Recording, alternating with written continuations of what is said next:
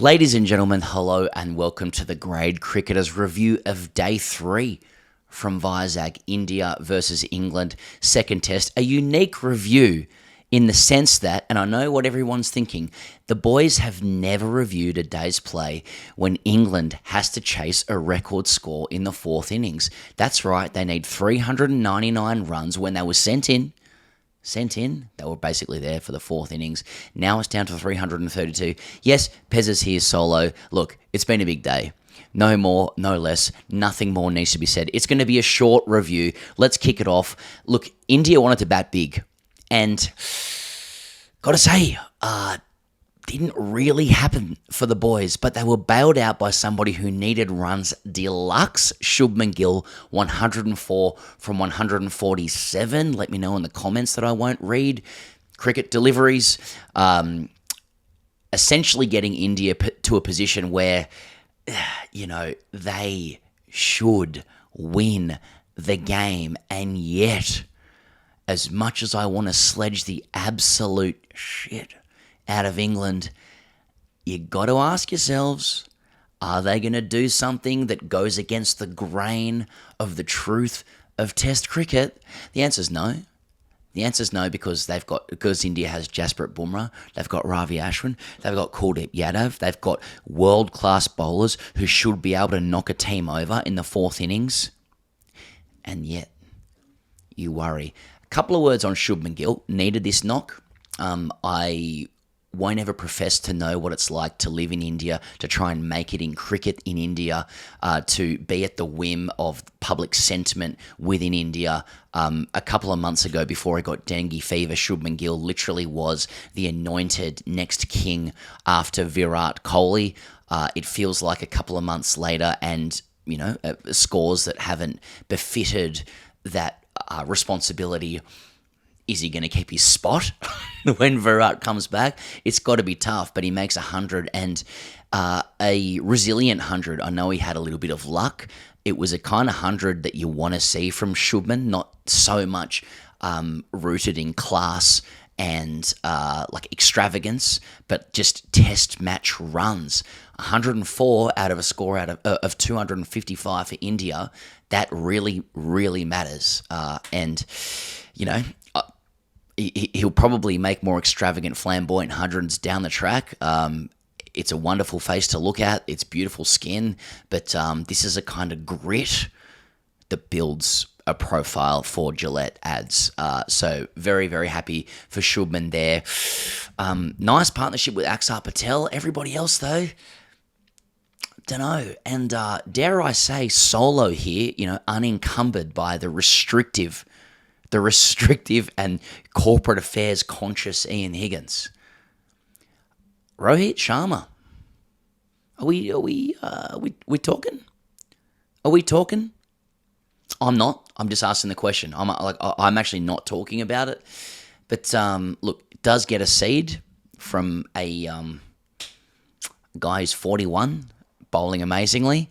But it's just looking a little creaky around the edges, as it should.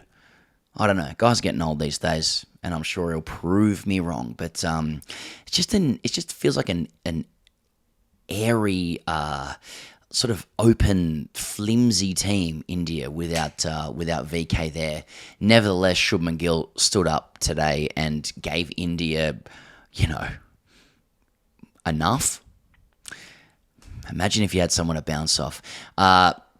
We move on, though, and you know what we move on to, and I've always wanted a chance to do this. We move on to one of the great partnerships, one of the great friendships that we have at TGC, ladies and gentlemen. And I know what you're thinking. You're thinking, oh, it's you and Higgins, Pezza. No, I'm actually talking about the highest selling energy drink in India per the brief we've received. I'm talking about a drink that's available in more than 60 countries across the globe. You still don't know what I'm talking about. I'm talking about the first beverage developed completely through AI.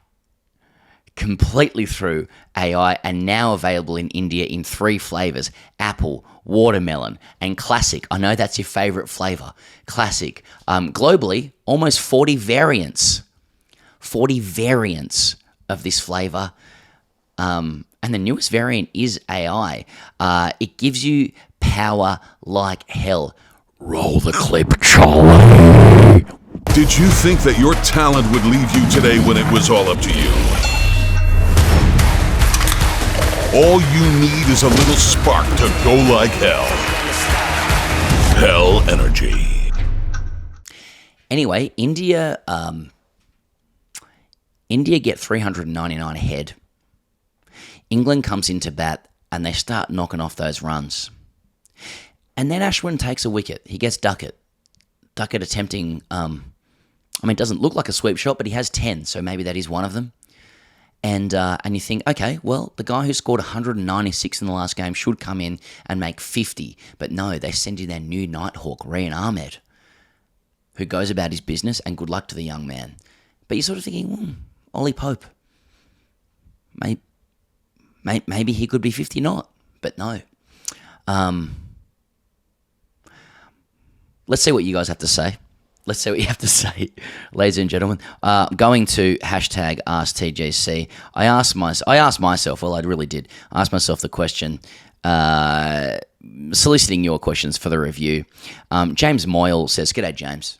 By the way, nice to have some company. Have England completed Test cricket if they chase this down? Well, James, you sound like you're English. I'm going to check out your profile here, by the way. Yes.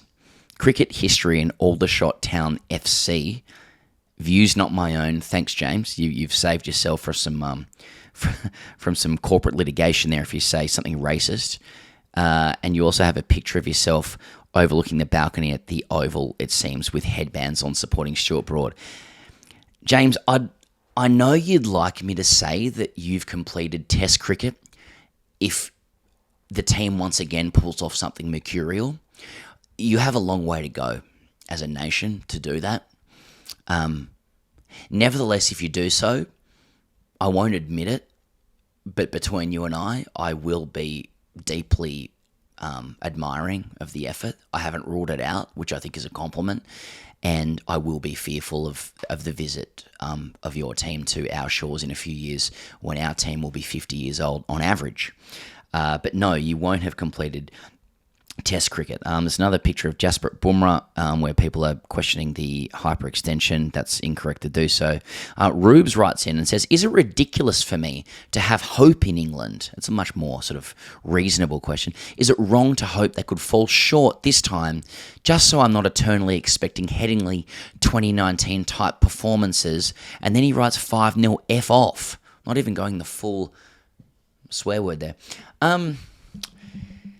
No, it's not ridiculous because that is what McCullum and Stokes have sold. They've actually sold hope. So if you don't have hope in this scenario, then what's the point of any of this? There's legitimate, substantial, material evidence to suggest that England could do something that people haven't seen before.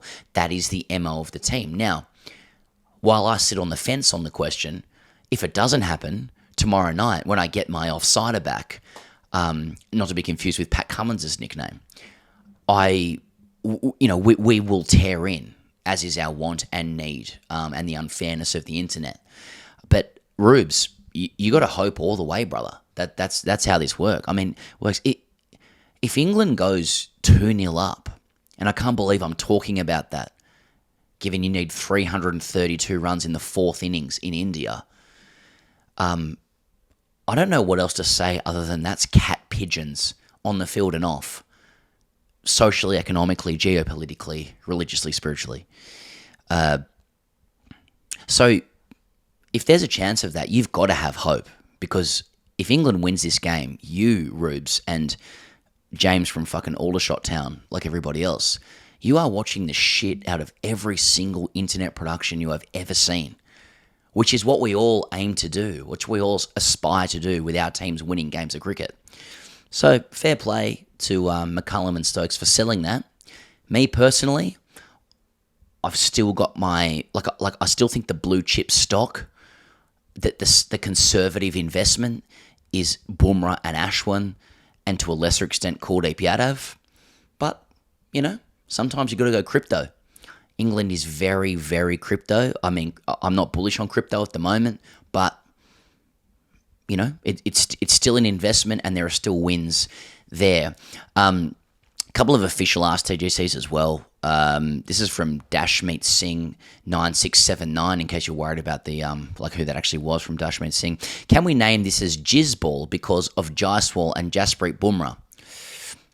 No, we can't. Dashmeet, that's actually been denied. And Palash Mistro, not to be confused with Mistress, but 9168 says, why are POM still hopeful of winning? The last time Englishmen were this hopeful was World War II. And, in a lot of ways, and I'm here solo and I'm thinking, and the old noodle's ticking over there, you do get a lot of questions on the grade cricketer that are reaching.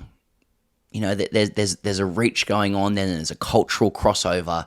And when there's a game between England and India, and you're from Australia, you got to sit back.